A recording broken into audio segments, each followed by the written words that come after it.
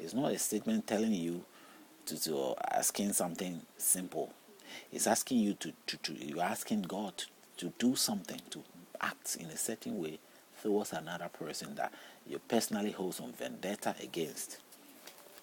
So you check that out yourself, analyze it. I'm just putting out some of the ways I analyze these things, and maybe you can go out along the same line. You can make your own, come up and check, ask yourself those questions and see how best you can resolve these things and see that the solution, as I said, these things are trapping us. These things have trapped us. We have been trapped. Not that it's trapping us. We have been trapped.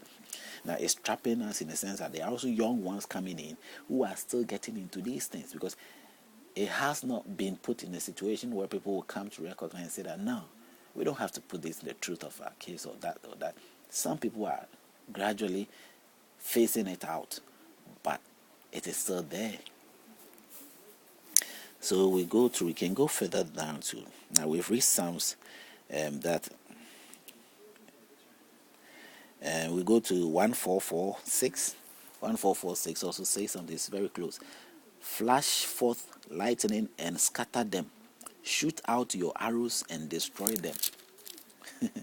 God should do it, like asking, demanding such a thing from God. It's not easy.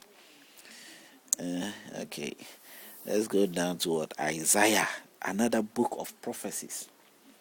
And he says here, this land and destroy it. 36:10. Isaiah 36.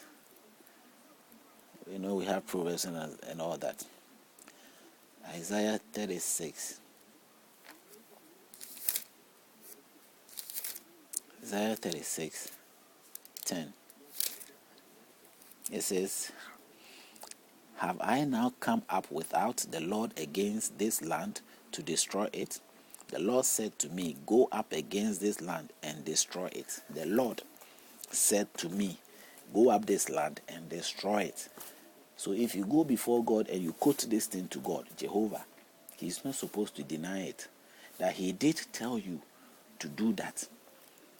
But if you are not lucky, if you go there and he denies that he didn't say this, then you have yourself to blame.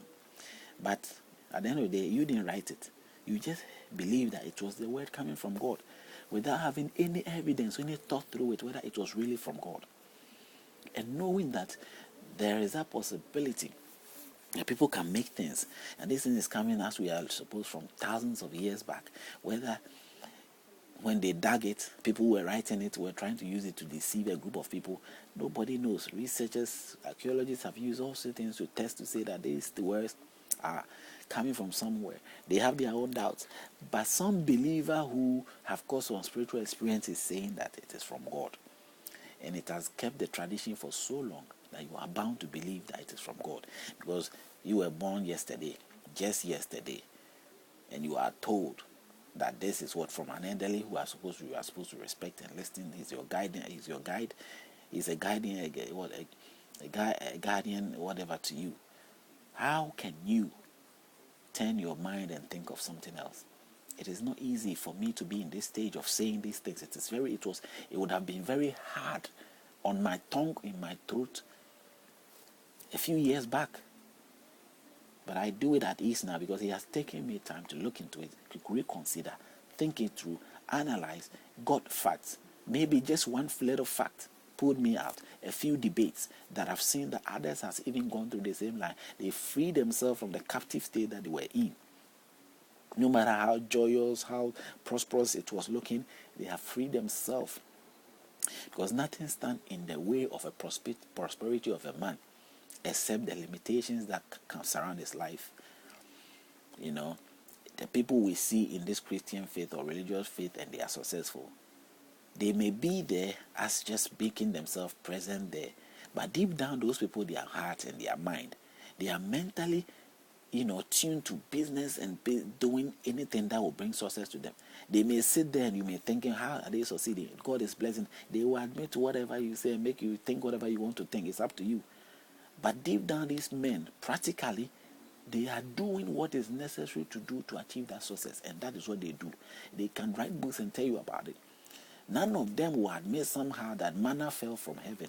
None of them will admit somehow that God is really, but It is a tradition they have go to, but they know, they accept. It is not something secret. It's obviously there that their achievement were coming because they are sensitively focused in on those things that bring them the success. It's not what they are reading or hearing from what maybe the church presents or that person is saying, you know.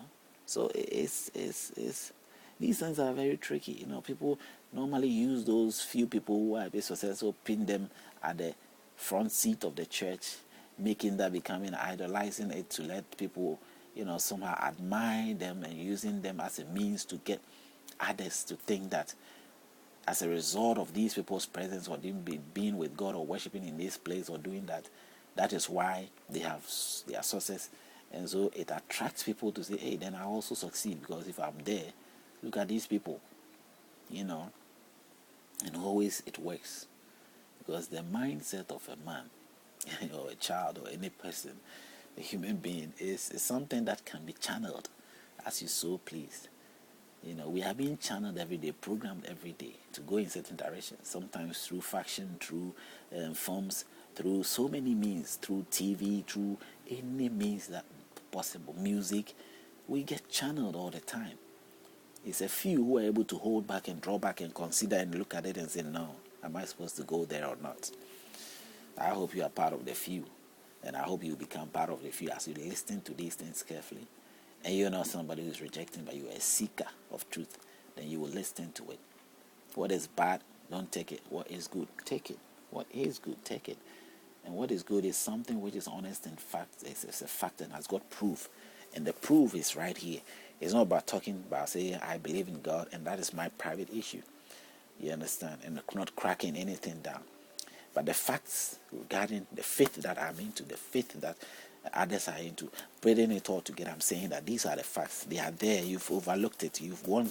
Look at the facts here and see why this thing is done. And then rechannel yourself. Free yourself from that captive state and get into a free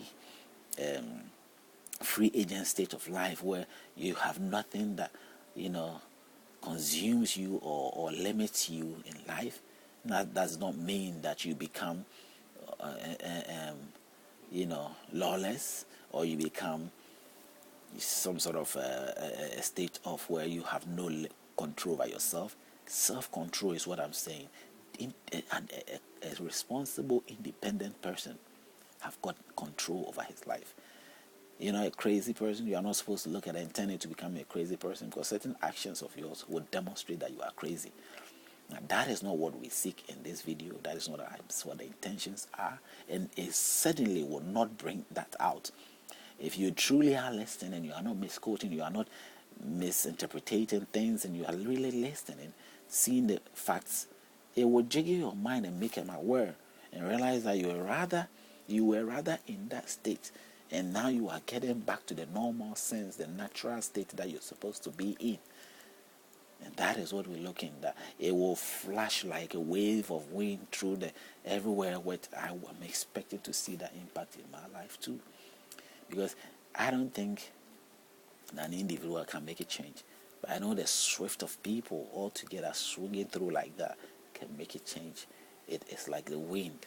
The wind blows just like that and is able to change a whole environment.